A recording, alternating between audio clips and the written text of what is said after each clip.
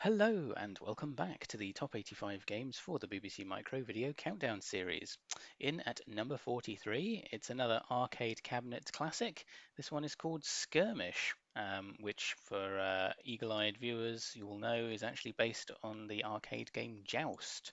Now, Skirmish came out in 1988 and was originally released by GODAX, later came out under the Superior Software label, and was developed by a chap called Stuart Cheshire. But he decided, perhaps in his wisdom, that he was going to release the game under the pseudonym of Delos D. Harriman, who sci-fi readers will know as a character from the Robert A. Heinlein Future History series.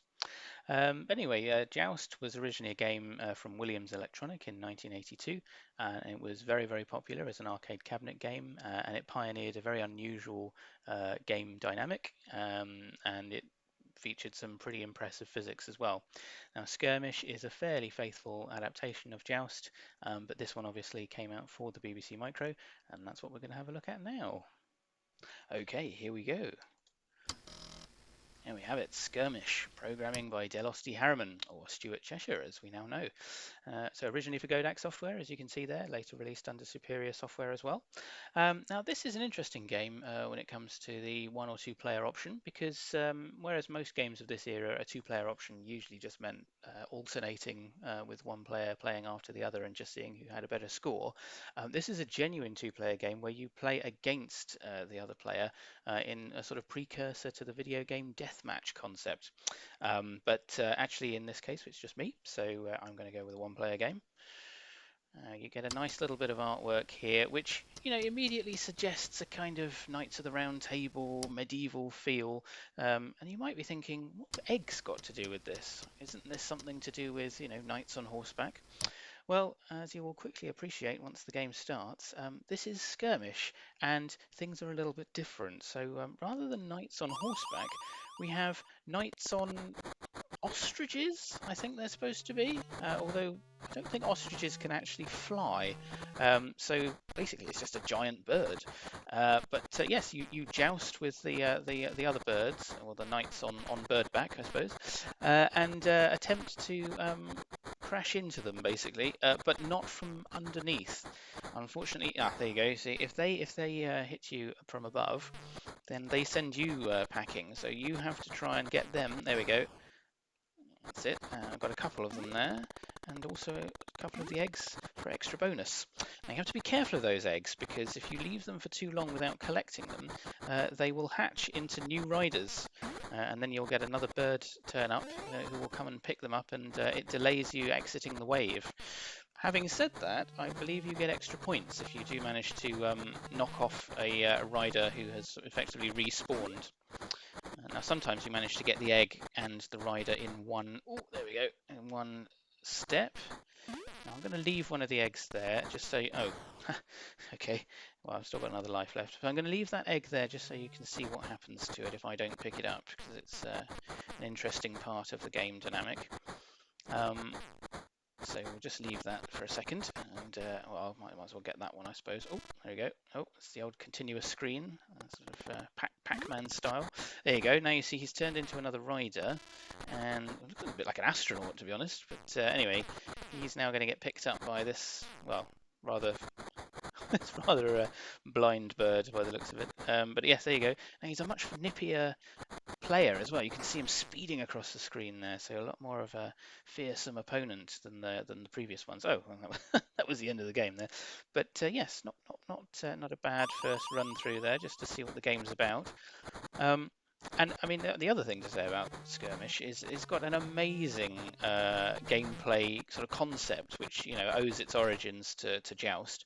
So rather than having a sort of up, down, left and right, you instead have only a left and right, and then this concept of, well, basically flapping the wings of the bird, and the sort of more you flap, the higher it will go.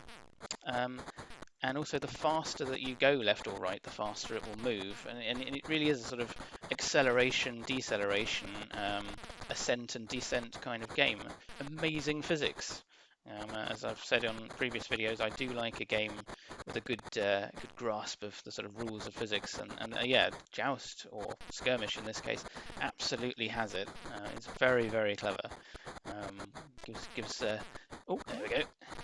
gives rise to all kinds of fun. And it does make it a tricky game as well, because you really have to judge it just right, and these barriers in between that you bounce off really make the game quite difficult. Now interestingly, there's the dragon, who I am never entirely sure why it turns up. Also, I don't think you can really kill it. I feel like you just die if if it hits you. I would be interested to hear from anybody in the comments if you know otherwise. I don't think I've ever managed to deal with the dragon in any way other than just sort of waiting for it to disappear. So I don't know whether there are bonus points available for a dragon. I don't know whether perhaps if you have a stray egg that's hatched, whether or not the dragon will pick up the egg. That would be an interesting thing to experiment with. Not something I've seen before in the game, but definitely something that would be quite entertaining if it did happen. Oh dear. It's a funny game because you have a temptation to want to simply ram into your opponent and sort of, you know, knock them off almost by sheer gravity. But the problem with doing that is that if you judge it slightly incorrectly, you end up underneath rather than above, which is obviously not where you want to be. There we are, survival wave. Again, not entirely sure what is meant by survival wave, because when I've... okay, well, I'm not going to get to show you that this time around.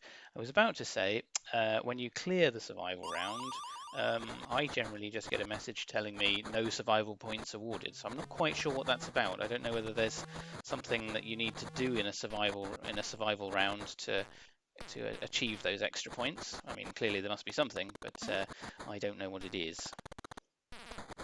Interesting sort of game background. It seems to be set in some kind of odd lava pit. There we go, back to the survival wave there. So at the bottom there you can see the lava pit, and the further you progress in Skirmish, you find that nice little platform at the bottom that saves you from descending into a sort of lava-y death, that actually burns away in a later wave. Ooh, apply the brakes. Oh dear, that wasn't a good place to be, was it? Right, let's see whether we can dispense with some of these other buzzards, or ostriches, or whatever they are. Ooh, he's hatched again there, look. And he's been picked up, so...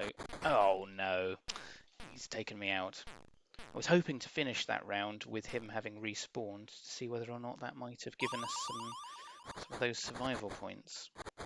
I mean, my reading of survival points is, well done, you survived the round, which in my case is, you know, pretty much the entire competition is just staying alive, really, not coming out of the game too soon.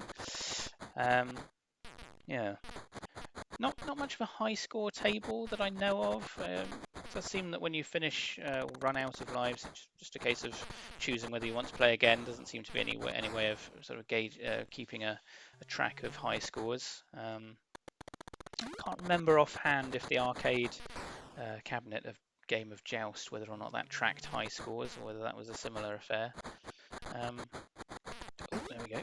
You still find arcade cabinets of Joust out there in the world sometimes. It was actually popular as a tabletop arcade game. I don't know if you've ever seen those, where they're essentially built into the table. So it's like a glass top table with the arcade game built into it. And yes, Joust was quite a popular one for that. Obviously, this is, as I say, this is Skirmish for the Beeb. But oh no! Oh, I say. It does seem that you can get points from the dragon. Well, that's something I've learnt in this video. I'm generally too afraid of getting killed by the dragon to really give it a go, but there you go. It actually gives you quite a healthy bonus there, but I think you have to really hit him square on in the face for it to count, because I think a lot of the time he just tends to send me to oblivion. All right. Playing again here. Very, very easy to keep playing Skirmish. Oh dear. I mean, partly because I die a lot, but yeah, it's just good fun. Really good fun game. Very much deserving of its position in the rankings. Waited a little while to bring this one in. I think it's fairly well known. I mean, even if you haven't played Skirmish for the BBC, I think quite a lot of people who have a familiarity with arcade games will be familiar with Joust, which obviously was the originating game. I don't know whether or not